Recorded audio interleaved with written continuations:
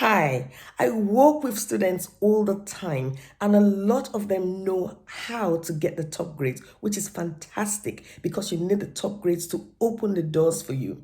What a lot of them don't have is they don't know how to get those extra things that give them that edge that make them stand out from the crowd. One of those things is soft skills. So, what do I mean by soft skills? Communication skills, interpersonal skills, time management, goal setting. These are the types of things that I cover in my soft skills workshops.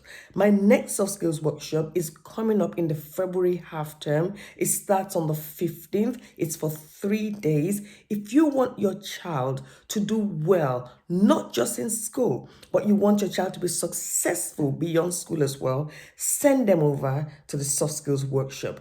It's going to be for 3 days, 2.5 hours each day. We still have early bird tickets and we still have some sponsored places.